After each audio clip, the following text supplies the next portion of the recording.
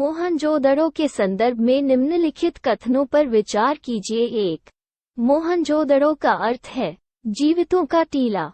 2. इस साइट पर the priest king नामक एक छोटे आदमी की मूर्ति की खोज की गई थी। 3.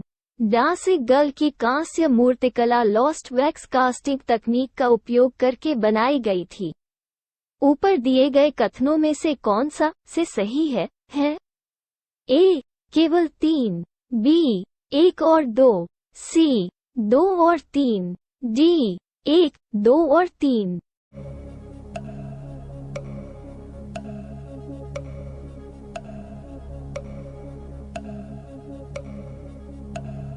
उत्तर सी।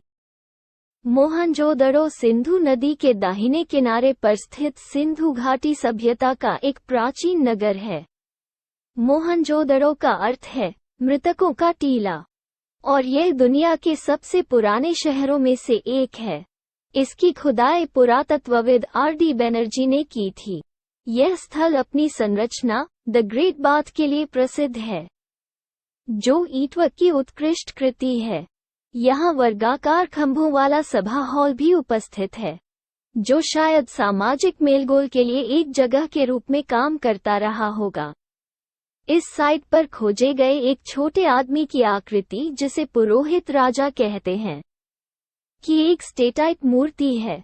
डांसिंग गर्ल एक प्रागैतिहासिक कांस्य मूर्तिकला है, जिसे लॉस्ट वैक्स कास्टिंग तकनीक का उपयोग करके विकसित किया गया है। पोषण अभियान के संबंध में निम्नलिखित कथनों पर विचार करें। 1. प्रत्येक वर्ष सितंबर माह को राष्ट्रीय पोषण माह के रूप में मनाया जाता है। 2. यह कार्यक्रम बच्चों के लिए पोषण संबंधी परिणामों में सुधार लाने तक सीमित है। 3. यह एक केंद्रीय क्षेत्र की योजना है। ऊपर दिए गए कथनों में से कौन सा से सही है? ए. केवल 1, बी. 1 और 3, सी. 2 और 3, डी. 1, 2 और 3।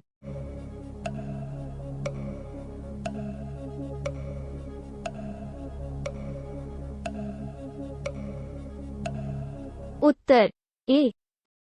राष्ट्रीय पोषण मिशन NNM या पोषण अभियान 2018 में 3 साल के लक्ष्य के साथ 2017 से 18 से शुरू किया गया था। मिशन एक बहुमंत्रालयी पहल है, जो बच्चों, गर्भवती महिलाओं और स्तनपान कराने वाली माताओं के लिए पोषण संबंधी परिणामों में सुधार लाने और 2022 तक विशिष्ट लक्ष्यों को प्राप्त करने का प्रयास करती है। हर साल सितंबर का महीना पूरे देश में राष्ट्रीय पोषण माह या राष्ट्रीय पोषण माह के रूप में मनाया जाता है।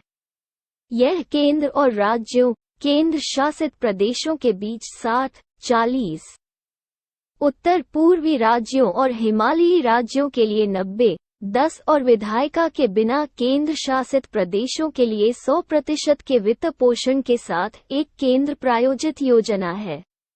मिशन 25/2020 के अनुसार इसका लक्ष्य 2022 तक स्टंटिंग में 38.4% से 25% की कमी लाना है। हाल ही में खबरों में रहे निम्नलिखित में से किस अंतर्राष्ट्रीय निकाय ने ब्लू ट्रांसफॉर्मेशन रोडमैप 2022 से 2030 लॉन्च किया? ए.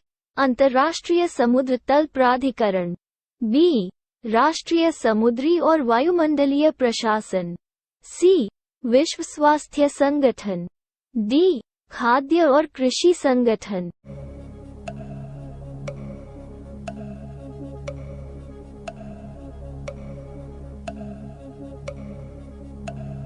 उत्तर डी। ब्लू ट्रांसफॉर्मेशन रोडमैप 2022 से 2030 जलीय खाद्य प्रणालियों के परिवर्तन के लिए एक रोडमैप की रूपरेखा तैयार करता है और जलीय खाद्य प्रणालियों पर FAO के काम के लिए एक दिशा प्रदान करता है। यह खाद्य और कृषि संगठन की मत्स्य पालन समिति COFI की सतत मत्स्य पालन और जलीय कृषि के लिए 2021 की घोषणा और FAO के रणनीतिक ढांचे 2022-2031 के अनुरूप है। यह उन तत्वों पर ध्यान केंद्रित करता है जो सतत विकास लक्ष्यों (SDG) में जलीय खाद्य प्रणालियों के योगदान को अधिकतम करेंगे। रोडमैप रोजगार, आर्थिक विकास, सामाजिक विकास और पर्यावरण सुधार के वाहक के रूप में जलीय खाद्य प्रणालियों के महत्व को पहचानता है। यह 2030 एजेंडा का समर्थन करने की आवश्यकता को भी पहचानता है। इनकवैक इंट्रानेजल कोविड वैक्सीन के संदर्भ में निम्नलिखित कथनों पर विचार करें। 1. इसे सीरम इंस्टीट्यूट ऑफ इंडिया द्वारा विकसित किया गया है। 2. यह कोविड-19 के लिए भारत का पहला इंट्रानेसल वैक्सीन है। ऊपर दिए गए कथनों में से कौन सा से सही है? ए. केवल एक, बी. केवल दो, सी. एक और दो दोनों, डी. उपरोक्त में से कोई नहीं।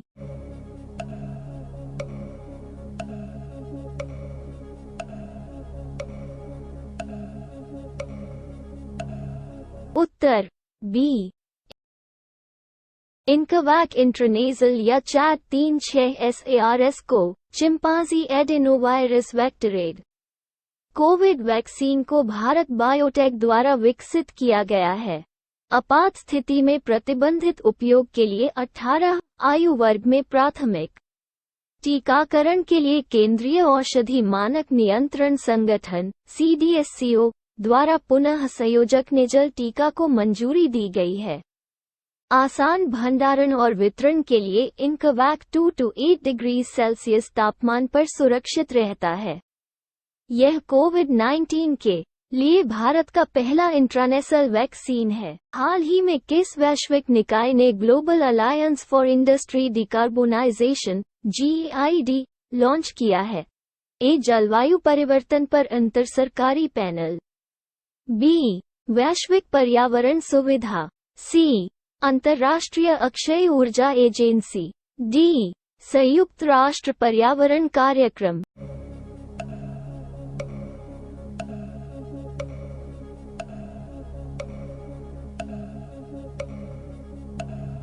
उत्तर सी।